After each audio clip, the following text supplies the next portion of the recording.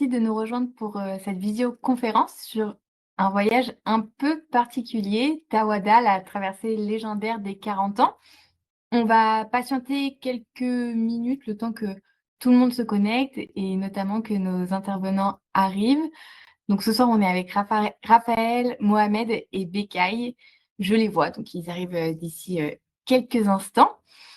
Euh, Restez bien jusqu'à la fin de cette visioconférence parce qu'on a une annonce assez importante à vous faire.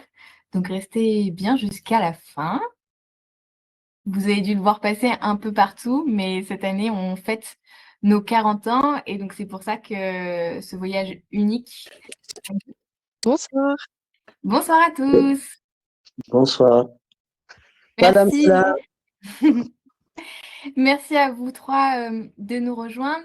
Je disais qu'on patientait juste 2-3 minutes le temps que tout le monde arrive et en attendant, on peut peut-être se présenter. On peut commencer par Raphaël, qui est notre créatrice de voyage et notamment de ce voyage unique, si tu veux bien te présenter. Oui, bonsoir à tous. Du coup, moi c'est Raphaël et je suis créatrice de voyages sur la zone Sahara et Moyen-Orient. Je connais un petit peu la zone parce que j'ai vécu au Maroc pendant 2 ans et j'ai eu l'occasion de voyager en Mauritanie aussi pendant cette période-là. Voilà, je laisse la parole à mon voisin. Mo, si par exemple tu veux te présenter aussi. salam alaikum. Donc, Mohamed, je suis guide et j'ai travaillé avec Atalante depuis, bon, ça fait plus de 25 ans. Voilà, le temps passe vite, on vieillit avec Atalante et on grandit aussi avec. Donc, je suis très content et fier de ma carrière avec Atalante. Et bienvenue au Maroc. Merci beaucoup de nous rejoindre ce soir et on peut finir par toi, Bekay, si tu veux bien te présenter aussi. Salam alaikum, bonjour à tous. Moi, je suis Bekay, je suis guide, je suis réceptif d'Atalante en Mauritanie. Je travaille avec Atalante depuis 2003, donc bientôt 3 ans. Je suis professeur de physique-chimie, je suis président d'une association qui donne des cours de soutien à des élèves ici de milieux défavorisés. Et donc, je suis à votre disposition et bienvenue en Mauritanie. Merci beaucoup. Je vous propose de pas trop tarder à commencer. Est-ce que vous voyez bien mon écran tous? Oui. Top. Et c'est parti. Euh, On va voir donc un peu les informations essentielles de ce voyage, Tawada, la traversée légendaire des 40 ans d'Atalante, avec notamment la genèse de ce voyage et les points forts de cet itinéraire, avec nos trois intervenants qui le connaissent parfaitement, Mohamed, Bekay et Raphaël. Et bien évidemment, on garde un petit temps d'échange à la fin de 10-15 minutes pour répondre à toutes vos questions. Donc si vous avez déjà des questions, n'hésitez pas à nous les mettre dans le chat, on prendra le temps d'y répondre à la fin de cette visioconférence. Et comme je vous le disais au tout début, pour ceux qui n'étaient pas encore là, restez bien jusqu'à la fin de cette visioconférence parce qu'on aura une petite annonce un peu exceptionnelle à vous annoncer avec Raphaël.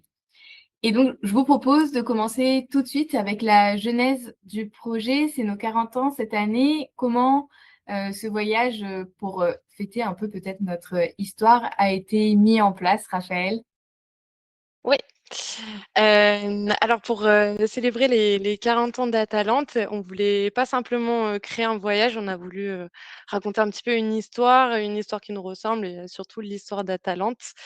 Donc faut savoir qu'on avait une seule consigne, c'était de créer un voyage sans avion qui traversait plusieurs pays. On n'avait pas vraiment de consigne sur la zone ni rien. On a choisi de retourner un petit peu aux origines d'Atalante. Donc Atalante, ça a commencé par des grandes traversées, des convois qui partaient de la France pour aller jusqu'au désert du Sahara. Et donc on a voulu s'inspirer un petit peu de ça, rendre hommage aux grandes traversées en en créant une nouvelle. Donc après, l'itinéraire vraiment en lui-même, il est né d'un brainstorming entre plusieurs membres des équipes d'Atalante. Donc on était un peu tous autour d'une table et on a un peu partagé nos anecdotes de terrain, nos souvenirs de voyage, nos envies, nos passions pour les destinations qui nous touchent. Et au fil de cette discussion, la question qui s'est posée, c'était vraiment comment transmettre ces émotions-là à nos voyageurs au travers d'un circuit. Et c'est de là qu'est né le projet d'une grande traversée terrestre, donc d'un circuit qui relierait la France, l'Espagne, le Maroc, la Mauritanie, puis le Sénégal. Donc pour vraiment offrir aussi des visions un petit peu différentes en termes culturels.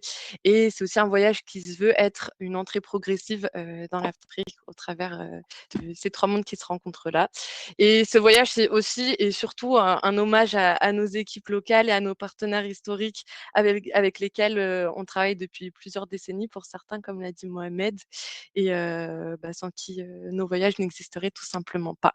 Donc voilà, pour conclure, on a un petit peu voulu vous transmettre ce qui nous fait vibrer nous, en espérant vous faire vibrer vous aussi au travers d'un circuit. Merci beaucoup, c'est hyper intéressant en fait d'avoir les coulisses de ce voyage parce que ça amène un peu une autre dimension. On comprend pourquoi vous avez créé ce voyage dès le début et du coup c'est vraiment chouette comme projet. On sait que ce voyage il est un peu long, il fait 64 jours, donc peut-être que vous n'êtes pas tous allés dans le jour par jour à lire tout ce qu'on allait faire. Donc ce qu'on vous propose aujourd'hui, c'est que Raphaël fasse un petit résumé de cet itinéraire, comme ça au moins vous repartirez tous avec les mêmes bases de savoir qu'est-ce qu'on fait sur ce voyage. Ouais. Alors, donc ce circuit part de Perpignan, au sud de la France. Pourquoi Perpignan? Honnêtement, c'est parce qu'il y a une gare TGV et que c'est relativement proche de la frontière espagnole, donc ça nous fait quand même gagner des kilomètres. Et ensuite, on va traverser l'Espagne par la côte jusqu'à Tarifa. À savoir que sur cette partie-là du circuit, vous serez accompagné par du staff Atalante. Donc, ce sera des membres de nos équipes qui vous accompagneront dans les minibus et qui conduiront ces minibus-là. Parce que l'objectif de ce voyage, c'est aussi d'être un petit peu plus proche de vous, de mieux vous connaître. Et pour ça, quoi de mieux que de vivre une partie avec vous. Ensuite, on traversera la Méditerranée au niveau du détroit de Gibraltar pour arriver à Tanger. Et à partir du moment où on arrivera à Tanger, vous serez pris en charge par nos équipes locales, nos super équipes locales marocaines. Et là, en fait, vous aurez un guide marocain qui sera votre guide sur l'intégralité du circuit.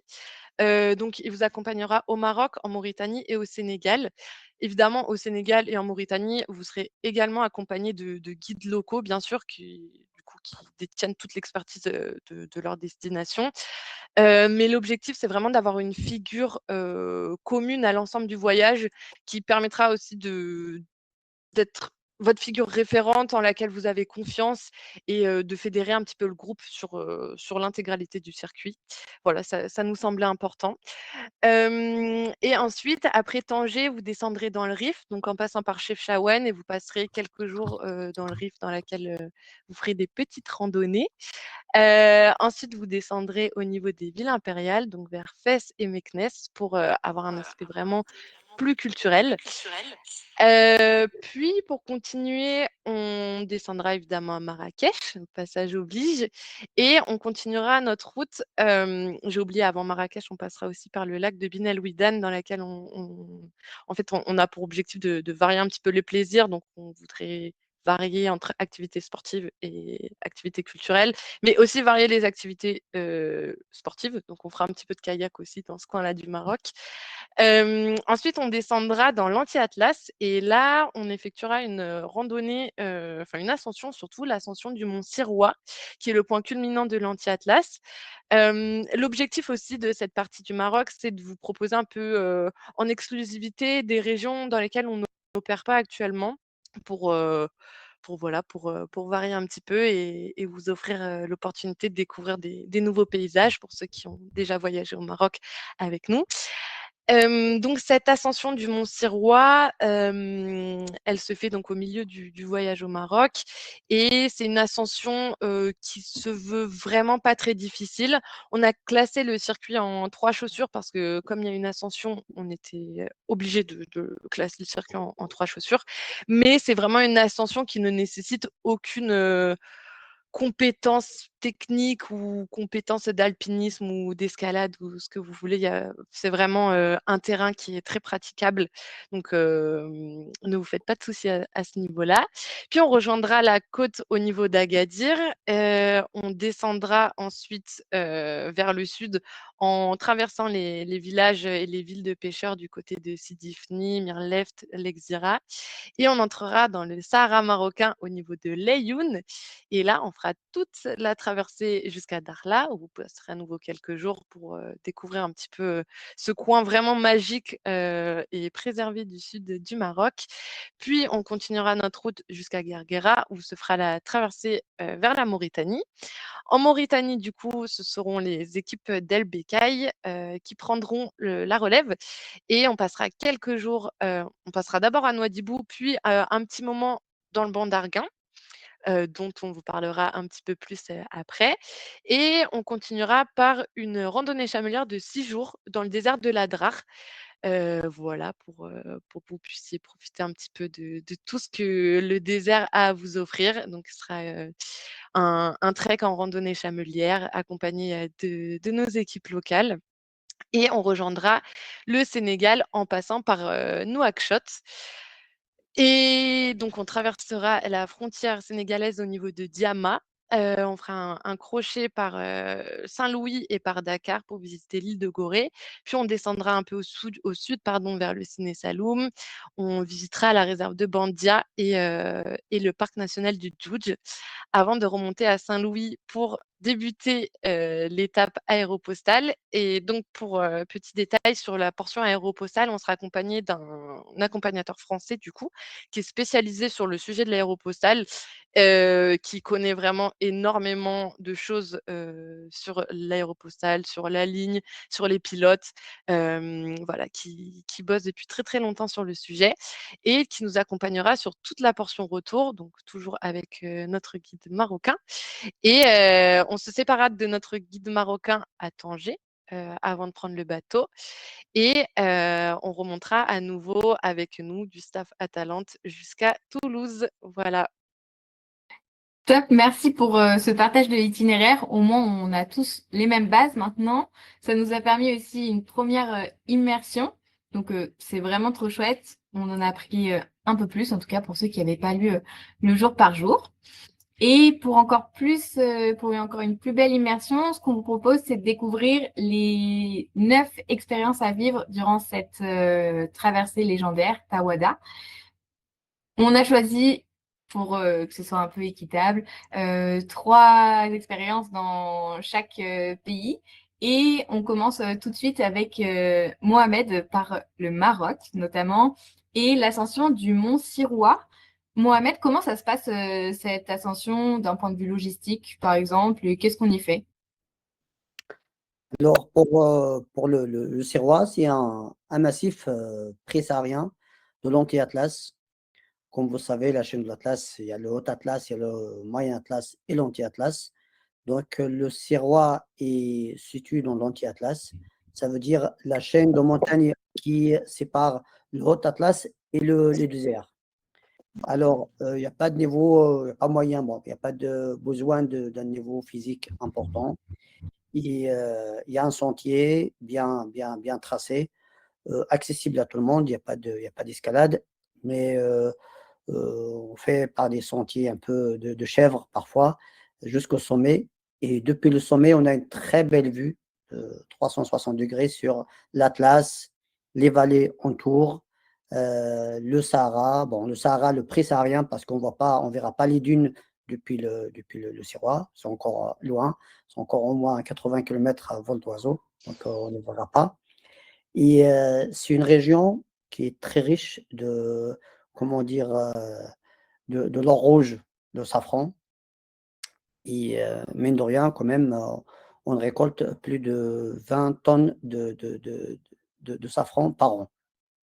Et comme par hasard, Inch'Allah, comme on dit, on sera dans cette région à cette période de récolte et Inch'Allah, on aura la chance de partager avec des familles, avec les villageois, cette récolte qui est très matinale. C'est vraiment avant le lever de soleil où les gens se lèvent pour aller récolter le safran. C'est tout un art, c'est toute une tradition. Les enfants, les familles, bon, tout le monde participe. Euh, et on aura la chance de partager cette belle expérience avec les gens de cette région et en même temps avec les bergers. C'est un très très beau voyage. J'espère que après ce voyage, j'espère que Raphaël on le remettra sur le site pour que les gens puissent vraiment profiter de cette région. C'est une région, enfin, en tout cas, l'ascension du Sirawa, c'est vraiment exclusif. On le retrouve sur aucun autre de nos voyages. Donc, c'est un peu, enfin, ce voyage, profitez-en pour découvrir ce bel endroit et notamment la culture du safran. Parce que si on récolte 20 tonnes, c'est qu'il doit y avoir énormément de champs autour et les fleurs de safran sont très, très belles. Voilà. Donc, vraiment, n'hésitez pas, en effet, pour découvrir cette belle région avec nous.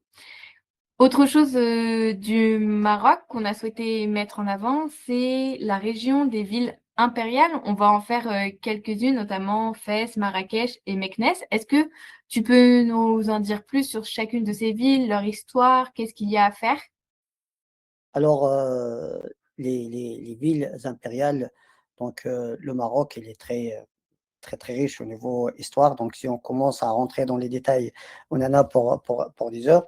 Et on a la chance de traverser et de visiter Meknès et Fès. Fès, c'est la capitale spirituelle du Maroc. Et aussi Marrakech, c'est aussi une ville historique. On a beaucoup de monuments. Volubilis à Meknès, la ville à Fès où on peut passer des heures et des heures, plus de 3-4 heures au moins en visite. Et après, il y aura un temps libre pour les gens qui veulent visiter, etc. Et ce voyage, c'est en fait, c'est un voyage de découverte, c'est la miroir du Maroc, parce qu'on va traverser tout le Maroc, on va visiter et découvrir toute la culture du Maroc, du nord jusqu'au Sahara. Le Rif, qui est une région montagneuse qui est pas visitée par tout le monde. Donc, on aura le temps de marcher, de découvrir les champs de, de, euh, de culture et puis aller voir les gens, les villageois de Jbala et de Rif dans ces régions qui sont très très riches parce que lorsqu'on va et on va visiter euh, les habitants de leur propre maison, là on découvre le Maroc qui est caché parce qu'on dépasse la porte, donc on est à l'intérieur des maisons et les gens, les villageois, les Marocains en général, et une fois qu'on dépasse la porte, on découvre la vraie vie des Marocains. Ok, ça donne envie en tout cas de venir vous voir et de partager ce voyage à vos côtés. Un des derniers points forts, en tout cas, qu'on a voulu mettre en lumière ici dans ce voyage, c'est la traversée du Sahara marocain. Qu'est-ce qu'on va voir durant cette traversée? Qu'est-ce qu'on va faire? Alors, dans cette partie depuis Agadir, donc on finit donc l'anti-Atlas et on descend toute la côte atlantique. Et c'est des régions où on ne fait pas beaucoup de trek, ni nos concurrents d'ailleurs. Il n'y a pas beaucoup de voyages qui se fait dans ces régions, mais c'est des régions qui sont très désertiques. Il y a des grands espaces de Hamada, ce qu'on appelle de Hamada, des grands espaces sauvages et beaucoup de nomades, beaucoup de pêcheurs, beaucoup de villages perdus au milieu de nulle part, qui n'ont pas l'habitude de recevoir, de voir les étrangers, etc. Mais une fois ils voient des gens passer, etc., ça leur donne en fait, ça leur donne envie de les inviter et de venir découvrir leur mode de vie. Et c'est ce qui est riche dans ce voyage. C'est ça, et chez Atalante, on fait de trek et aussi on va vivre la vie profonde des habitants. Ok, est-ce que tu peux nous parler un petit peu plus de Darla, par exemple, qu'on va visiter durant cette traversée du Sahara? Dakhla, c'est une ville qui est phare en ce moment, qui attire beaucoup de Marocains, d'étrangers, où il y a beaucoup de sports de mer, et puis la plongée, et puis aussi tous les alentours, il y a beaucoup de parcs, il y a beaucoup à visiter. Ça vaut vraiment le coup de rester au moins une journée au moins libre, pour profiter des espaces autour c'est une ville qui est récente et puis qui attire beaucoup de monde. Ok, merci beaucoup. Il me semble, Raphaël, que toi, tu as fait un peu cette route aussi quand tu étais là-bas. Est-ce que t'as des petites anecdotes ou tu peux nous en dire un peu plus sur cette région? Ouais, bien sûr. Alors c'est vrai que plus on descend vers le sud, plus les paysages sont austères, parce que quand on démarre vers Agadir, c'est une région qui est encore très peuplée. Heu, Plus on descend, moins il y a de gens. Plus on descend, Mo, tu confirmeras mes dires, mais plus le thé est amer aussi et ça permet vraiment de faire une entrée lente et progressive vers le Sahara. C'est aussi quelque part un petit peu une introduction à la Mauritanie. Et en fait, on voit les paysages se transformer petit à petit et on voit aussi la culture se transformer petit à petit. Donc, c'est vraiment intéressant de le faire doucement et par la route parce que ça laisse l'opportunité de pouvoir vraiment s'imprégner de tous ces éléments-là et aussi de mieux comprendre la culture saharienne. Merci beaucoup pour votre partage d'expérience à tous les deux. Du coup, tu as très bien introduit la suite du voyage qui se passe en Mauritanie et notamment avec la visite de Nouadhibou, qui est une ville en plein milieu du désert. Bekay, est-ce que tu peux nous en dire un peu plus sur cette ville, s'il te plaît? Ok, bon, Nouadhibou, c'est la deuxième plus grande ville de Mauritanie après Nouakchott. Donc, c'est le poumon, c'est la capitale économique, donc c'est le poumon de notre économie. Donc, c'est une ville déjà qui est caractérisée par son climat doux comparé au reste de la Mauritanie.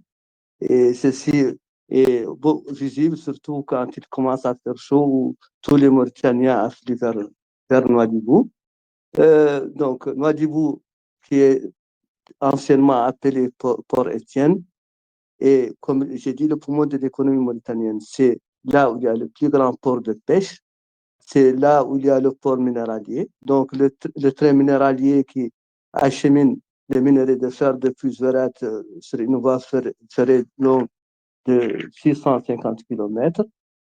Et d'ailleurs, ce train, moi je dirais, c'est le train à trois ailes, le train le plus lourd, le plus euh, le plus lourd, le plus lent et le plus long du monde. Donc, ce train, il a acheminé des minerais de fer qui est exporté à partir du port de Nouadhibou. C'est là aussi où débarquent tous les bateaux qui font la pêche. Ils débarquent à Nouadhibou avant d'être acheminés dans d'autres horizons. Donc, Nouadhibou est connu pour être le lieu où les Bretons venaient de France pour chercher les langoustes. Donc, c'était leur destination préférée. Et Nouadhibou aussi, c'est le lieu où Théodore Monod euh, était arrivé la première fois en Mauritanie en 1923. Donc, Théodore Monod, qui grâce à lui, la Mauritanie a été connue dans le monde occidental. Donc, il est arrivé en Mauritanie en 1923 à bord d'un bateau scientifique. Il est descendu pour faire une traversée avec une caravane qui a jusqu'à Saint-Louis. Et il disait que c'est à partir de ce moment qu'il a changé l'océan d'eau avec l'océan de sable. Donc, Nouadhibou, comme j'ai dit, c'est vraiment euh, un lieu très important en Mauritanie où tout le monde afflue pour son climat doux. Et c'est un lieu où il y a toute la population, euh, vous trouverez les populations du sud, du sud-est, du centre, toutes les populations, les populations de Mauritanie sont regroupées à Nouadhibou. Donc pour nous, c'était vraiment un endroit impossible à louper, vous l'aurez bien compris, c'est un carrefour culturel. Il me semble que tu as une petite anecdote, Raphaël, à nous raconter à Nouadhibou. Est-ce que tu peux nous la partager? Oui, alors du coup, c'est vrai que je suis passée par, Nouadhibou, il y a quelque temps et oui, quand on dit que c'est un carrefour culturel, c'est vraiment, quelque chose qui se ressent, un peu partout dans la ville. Donc c'est une ville qui a vraiment, immergé du sable, et qui est vraiment particulière et oui, quand j'étais là-bas, je me baladais dans les rues, de Nouadhibou, donc qui sont, d'ailleurs souvent des rues en sable. Et je me suis fait arrêter par un homme qui m'a proposé de venir manger un thieboudienne chez lui. Et du coup, après avoir réfléchi quelques secondes, j'y suis allée. Et du coup, je me suis retrouvée à partager avec lui un thieboudienne avec toute sa famille, ses enfants, sa femme, sa mère. Et c'était un moment super riche et vraiment marquant. Et c'est vrai que c'est ouais, une diversité qui se ressent un petit peu partout, donc il y a beaucoup d'influences sénégalaises à Nouadhibou, et c'est vraiment super intéressant et voilà, c'est des moments vraiment, forts qui, heu, qui restent gravés. Et c'est un peu aussi l'essence de ce voyage, c'est ce qu'on veut vous partager. Ce voyage, il est pour faire des rencontres et depuis 40 ans à Talente, c'est ça aussi, c'est des rencontres et c'est vraiment ce qu'on veut mettre en avant. C'est 64 jours qui permettent de prendre le temps, mais aussi qui permettent vraiment de prendre le temps de se rencontrer au sein du groupe, mais aussi avec les populations des pays que l'on traverse. En Mauritanie, évidemment, on ne pouvait pas ne pas faire de randonnée chamelière dans le désert. Comment ça se passe, Bécaye, la randonnée chamelière dans le désert d'un point de vue logistique avec ton équipe? Pour la randonnée chamelière dans notre désert, donc ça se fait avec, avec une équipe locale. Donc c'est une équipe locale avec laquelle je travaille depuis mon arrivée à Talente. Donc c'est des gens qui connaissent très bien leur métier. Et donc on a des chameaux. Bon, le terme, en réalité c'est des dromadaires, mais le terme utilisé ici c'est chameaux. Donc on a des chameaux qui, pour le portage, pour le portage et des chameaux aussi en cas de fatigue ou des chameaux de sel. Donc, et le groupe, il fait des treks. Donc, le chameau, c'est pour la logistique. Donc, tout ce qui est nourriture, tout ce qui est matelas, les tentes, puisque quand on va dormir dans le désert, on a plusieurs possibilités. Il y a la possibilité de dormir sur euh, sous une tente commune, qu'on appelle la khayma, ou bien on met à la disposition aussi des tentes igloos. Et si le temps le permet, et c'est en généralement le cas, dormir à la belle étoile. Donc c'est quelque chose de magnifique, dormir sous des milliers d'étoiles. Et à juste titre, j'ai oublié de dire dans la présentation que j'ai été, j'ai eu l'occasion d'être formé en astronomie. Donc, j'ai eu quelques formations depuis 2023 en France sur l'astronomie. Et d'ailleurs, on a commencé cette année à faire avec Atalante des circuits spéciaux astronomie. Donc, c'est la possibilité pour les voyageurs donc d'observer les étoiles dans le ciel, etc. Et donc, ce trek aussi, donc il y a des rituels. Il y a le rituel du thé, par exemple. Donc on a à chaque pique-nique ou le soir, on a on fait le thé à la menthe. Donc, le thé avec ces trois J. Donc, on dit chez nous que pour avoir un bon thé, il faut trois mots qui commencent par la lettre J. Il faut jama'a, jar, jbar. Donc, il faut prendre son temps. Donc, il faut être en groupe, donc la convivialité, et il faut les braises. Donc, on a ce rituel, et c'est un rituel de tous les jours pendant le trek.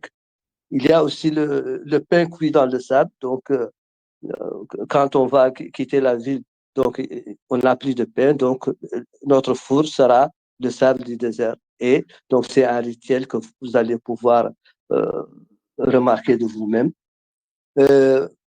Bon, cette règle, il part déjà de l'oasis de Tergit, qui est une oasis où il y a une source d'eau permanente, une source d'eau tiède permanente.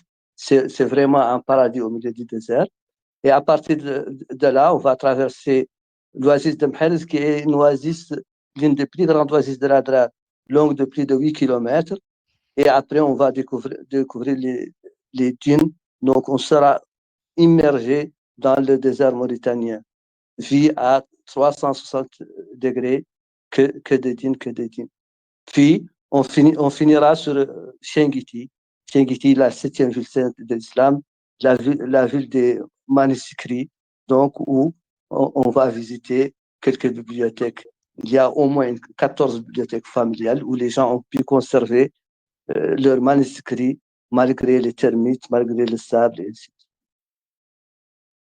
Je sais pas vous, mais moi, je m'y crois déjà, en tout cas. Voilà. Et on peut évidemment pas terminer cette partie sur la Mauritanie sans parler du fameux banc d'Arguin. Pourquoi il est si incroyable, ce parc Bécaye? Bon, le parc du Bandarguin, c'est un parc, c'est déjà une réserve, c'est une réserve, essentiellement une réserve ornithologique, où hivernent plus de 2 millions d'oiseaux. Donc, il y a des oiseaux, essentiellement des oiseaux migrateurs qui viennent d'Europe, qui descendent l'hiver à partir de fin octobre, début novembre, et restent au banc d'Arguin jusqu'à fin avril, début mai, où ils commencent à faire le voyage retour en Europe. Donc, il y a aussi plus de 220 espèces d'oiseaux. Il y a des flamants roses, il y a des spatules blanches, il y a plus de 220 espèces. Donc, ce qui fait que c'est vraiment un lieu à ne pas rater quand on visite la Mauritanie. Il est aussi, là, une autre particularité, c'est que c'est un lieu pour la reproduction de poissons, avec le phénomène qu'on appelle l'upwelling. Donc, euh, les poissons se reproduisent facilement, ce qui fait que c'est une zone protégée. Donc, il n'a droit de faire la pêche dans ce lieu que la population locale, qui s'appelle les Imragan. C'est une population qui a vécu depuis des décennies, qui jadis faisait la pêche, la pêche au filet directement. Malheureusement, ce n'est plus le cas parce que suite au changement climatique, ce n'est plus possible. Mais quand même, c'est une population qui pêche uniquement avec des voiliers. Donc, il est interdit aux bateaux motorisés de traverser le banc d'Arguin. Seuls les locaux, avec leurs voiliers, peuvent faire la pêche. Donc, on aura l'occasion d'aller dans ces voiliers, visiter les îles où se reproduisent les, les oiseaux. Donc, on n'a pas le droit de descendre, mais on va quand même s'approcher de ces îles et de voir la concentration d'oiseaux pendant la marée haute. Ce bandarga aussi est caractérisé pour abriter l'île de Tidra, qui est d'ailleurs la plus grande île, où c'était le lieu où a commencé les Almoravides. Ils sont partis de l'île de Tidra pour après aller à Zougia, à Nadrar, et puis après remonter vers le Maroc et l'Espagne. Merci beaucoup pour toutes ces informations, Becaye. Vous l'aurez compris, que ce soit le Ouais. Maroc ou la Ju- Mauritanie, il y a une... Dis-moi. Juste un mot. J'ai oublié de dire qu'à Nouadhibou, il y a une annexe au banc d'Arguin. C'est le Cap Blanc qui contient la plus grande colonie de phoques moines, qui est une espèce en voie de disparition. Ok, bon, on prend note. Vous avez bien compris que Nouadhibou, il fallait y aller absolument pour découvrir plein de choses. Donc, que ce soit le Maroc ou la Mauritanie, il y a une diversité de paysages, mais aussi de rencontres que vous allez découvrir tout au long de ce voyage. Et c'est pour ça qu'il faut prendre le temps. Et on va terminer par le dernier pays que l'on traverse lors de ce voyage, le Sénégal, qui est tout aussi incroyable, notamment avec la visite du parc du Djoudj et la réserve de Bandia. Raphaël, si tu veux nous en dire un petit peu plus sur ces deux parcs. Bien sûr. Alors du coup, l'arrivée au Sénégal, elle est un peu plus douce et c'est vrai qu'on retrouve un peu de la verdure et un peu plus enfin, elle est un peu plus vivante en termes de faune et de flore. Et du coup, on commence par passer par la réserve de Bandia. Donc Bandia, en fait, c'est une réserve naturelle qui est dédiée aux grands mammifères d'Afrique. Donc dans celle-ci, on fait un petit safari pendant lequel pardon, on peut observer des girafes, des buffles, des gazelles. On peut aussi voir des crocodiles et des rhinocéros. C'est vraiment une réserve qui nous téléporte en plein cœur de la savane. Et les animaux, en fait, ils y évoluent en semi-liberté parce que ce sont des soigneurs qui s'occupent d'eux et ce sont d'ailleurs ces soigneurs qui vont nous faire notre safari. Et tout est fait dans un très grand respect de l'animal avec beaucoup, beaucoup de bienveillance. Voilà, donc c'est toujours agréable de voir des animaux dans ces conditions-là. C'est un parc qui est en plus assez grand, donc qui permet de voir pas mal de choses. Et notre itinéraire nous emmène ensuite, un peu plus tard, dans le parc national du Djoudj. Donc le parc national du Djoudj, ça va faire un peu écho à ce qu'a raconté El Becaye sur le banc d'Arguin, parce que c'est également une réserve ornithologique. C'est d'ailleurs la 3e réserve ornithologique mondiale et c'est un des plus grands parcs du Sénégal. C'est un parc qui abrite plus de 3 millions d'oiseaux en tout, donc évidemment pendant la saison des migrations, et avec plus de 350 espèces différentes. Donc on peut y observer des pélicans, des flamants roses, des cormorans, des aigrettes, tout un tas d'oiseaux, en sachant qu'on y sera tout début décembre, fin novembre, tout début décembre. Et c'est une période qui est vraiment, vraiment idéale pour l'observation des oiseaux. Donc voilà, ça va aussi être un des moments forts du circuit et un moment où on sera peut-être plus proche de la faune des pays que l'on traverse. Voilà. Pareil, on s'y croit déjà. Alors, je me vois faire un safari tout de suite. On a bien toutes vos questions, on y répondra à la fin. On prendra 10-15 minutes, pas de panique. Et si vous en avez d'autres, n'hésitez pas à nous les poser. Quand on vous a dit tout au long de ce voyage que vraiment les rencontres, c'était un point fort et c'était la ligne directrice de ce voyage, et ben ça continue aussi au Sénégal parce qu'on va pouvoir faire des rencontres, notamment avec le peuple Peul. Comment ça se passe ces journées avec eux? Alors, on aura 2 moments forts pendant notre circuit, enfin pendant la partie de notre circuit au Sénégal. Donc, comme vous l'a dit Pénélope tout à l'heure, chez Atalante, c'est vrai qu'on a vraiment à cœur de vous faire vivre des expériences authentiques pendant lesquelles vous êtes vraiment au plus proche des locaux, parce que c'est vraiment ça la vraie richesse d'un voyage. Et pour ça, on vous propose donc de passer 2 journées au sein d'une association qui s'appelle l'Association des femmes de Bambougar. C'est en fait un organisme de femmes sénégalaises. Cette asso, elle a pour but de soutenir l'émancipation féminine au Sénégal et aussi de favoriser l'éducation des enfants. Et donc elles organisent un petit peu des petites activités. Elles font plein d'autres choses en parallèle. Elles ont notamment un organisme de microcrédit pour l'entrepreneuriat des femmes au Sénégal. Enfin, c'est vraiment une association qui est super investie localement.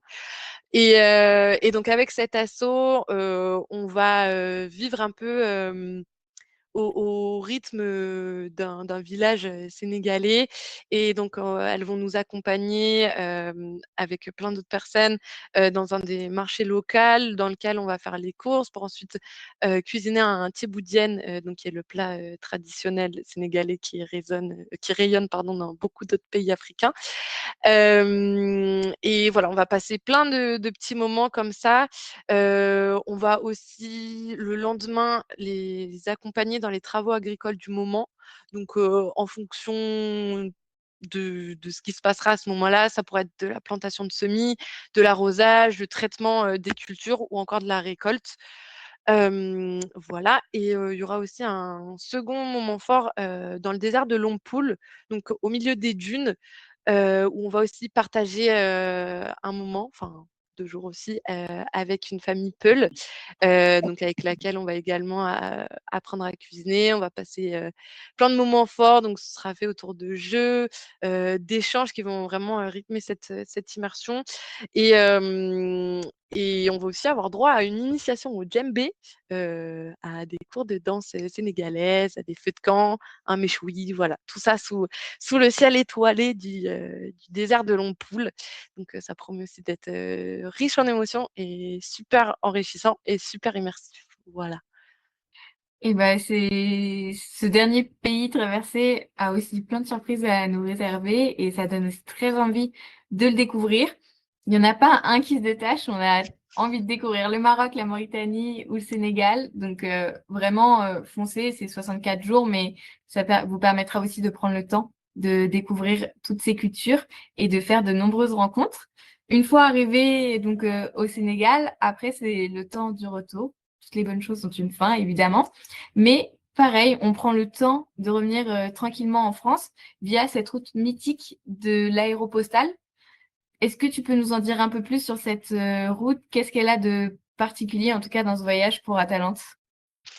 Oui, alors, déjà l'aéropostale, c'est une ligne aérienne, qui s'est développée dans les années 1920, qui avait pour but, de distribuer le courrier entre Paris et Dakar.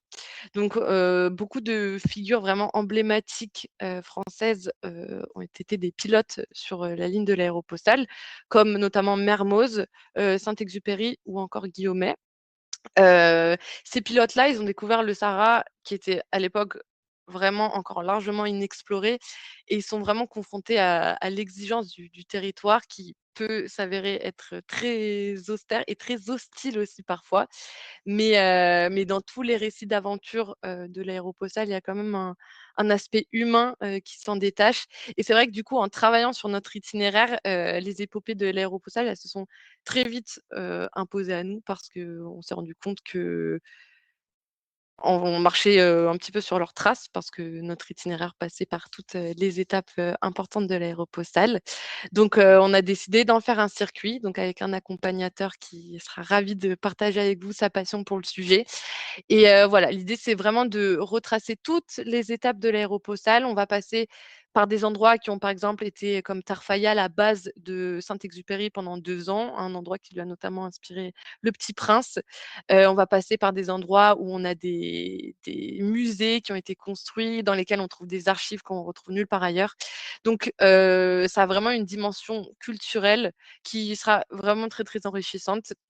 Et du coup, heu, qu'est-ce que l'aéropostale représente pour nous? C'est vraiment plutôt, la philosophie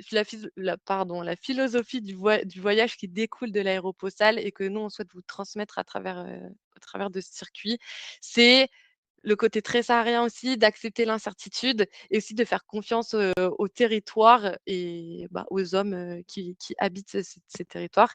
Et nous, notre objectif, c'est vraiment de faire résonner l'esprit de l'aéropostale à travers le circuit, en faisant un peu une ode, à la lenteur, donc vraiment à voyager doucement pour s'imprégner des territoires et des gens, et aussi l'engagement et la traversée, comme expérience, à part entière. Voilà.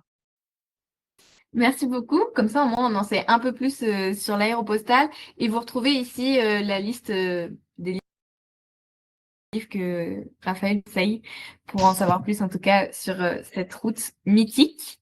Vous avez été nombreux à nous poser des questions. Donc, on va y répondre. En tout cas, on va essayer de répondre au maximum parce qu'il y en a pas mal. Et restez bien jusqu'à la fin après les questions. Comme ça, on fait notre annonce qui est assez importante avec Raphaël. Donc, restez bien. Une première question pour toi, Raphaël, peut-être. Est-ce que c'est possible de nous rejoindre à certains endroits? Est-ce que c'est soit la totalité du trajet ou alors il y a possibilité de rejoindre les personnes à des endroits précis?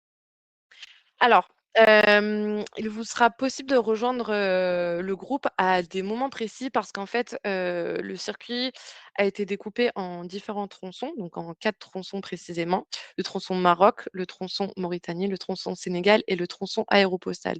Ces 4 tronçons, ils seront mis en vente, aux alentours du 13 février et ces tronçons auront des points d'entrée et des points de sortie définis. Donc c'est-à-dire que, par exemple, pour le tronçon Maroc, le point d'entrée, ce sera Perpignan. Le point de sortie, ce sera Dakhla. Entre-temps, pour des questions logistiques, il ne sera pas possible de rendre les choses plus malléables. Voilà, les points d'entrée et de sortie sont définis. Ce sera le premier jour dans le pays et le dernier jour dans le pays. Et ça permettra aussi d'avoir une meilleure cohésion au niveau du groupe. Mais voilà, donc bien sûr, si vous connaissez déjà certaines destinations et que vous souhaitez prendre part uniquement à certaines parties du voyage, c'est peut-être quelque chose qui peut vous correspondre. Ok. Ou même si, par exemple, vous n'avez pas autant de temps, c'est aussi une des possibilités si vous avez quand même envie de vivre cette expérience qui s'annonce quand même unique. Oui. Mo, j'ai une petite question. Est-ce que tu sais à quelle altitude est le mont Sirawa? Ton Pardon? micro Oui, est coupé, on t'entend pas. Vas-y. c'était l'heure de la prière et c'est pour ça que j'ai coupé le. Pour ne pas vous, vous dire Merci. que la prière, ça fait beaucoup de.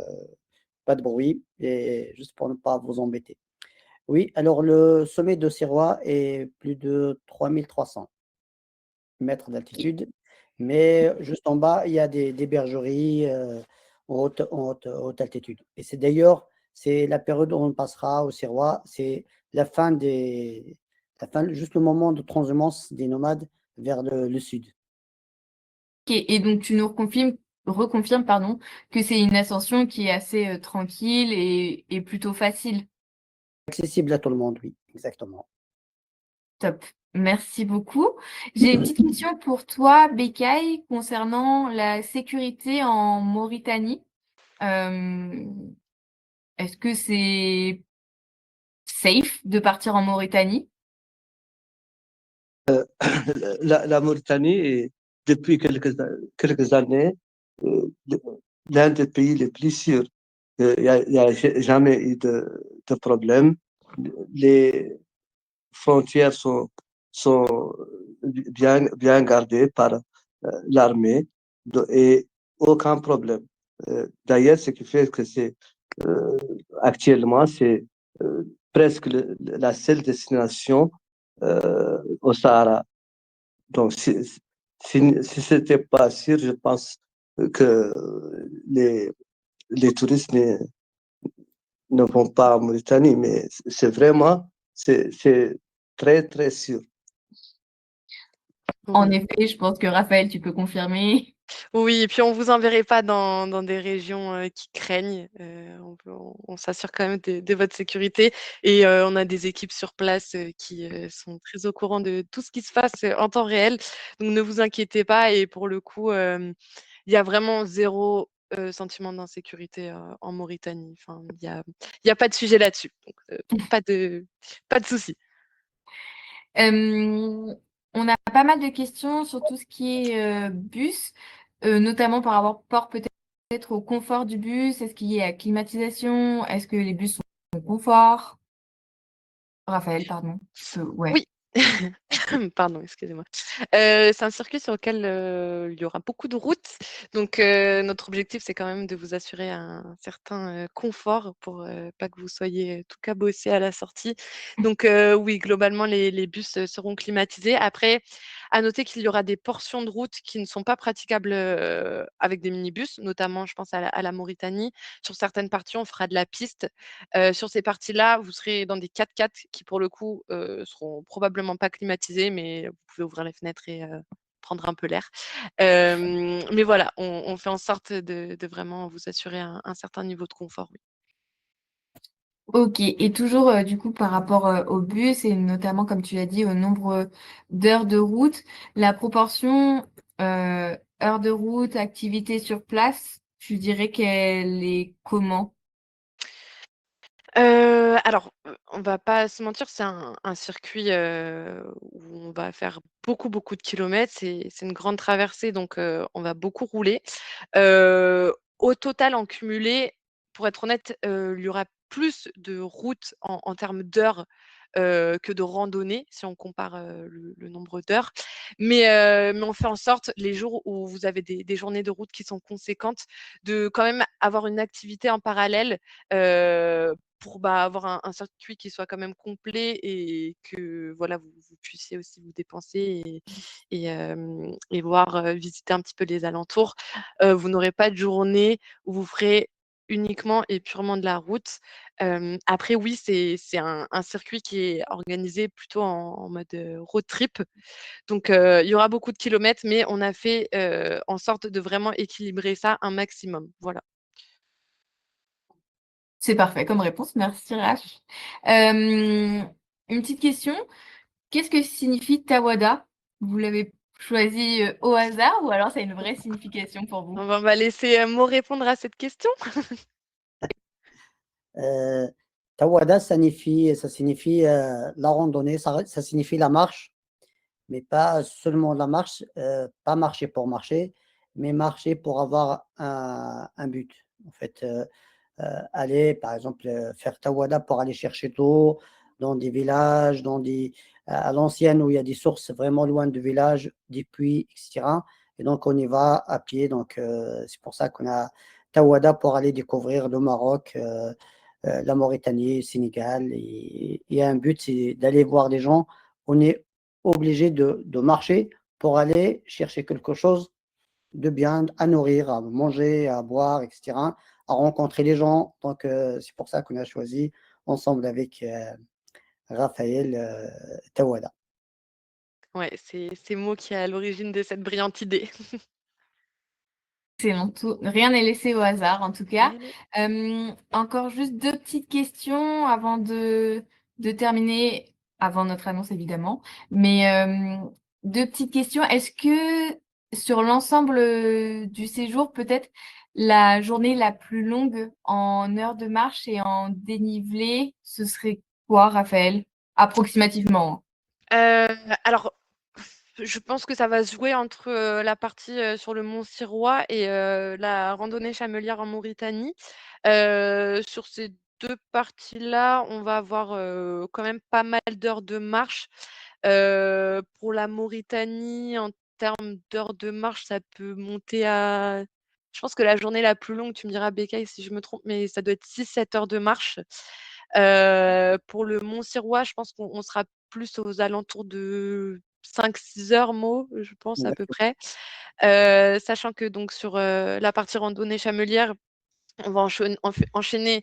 Donc c'est une randonnée chamelière qui dure 6 jours, mais la partie marche pure et dure, ce sera 5 jours consécutifs. Pour le Mont Sirois, celui-là, l'ascension, pardon, elle se fait sur 3 jours.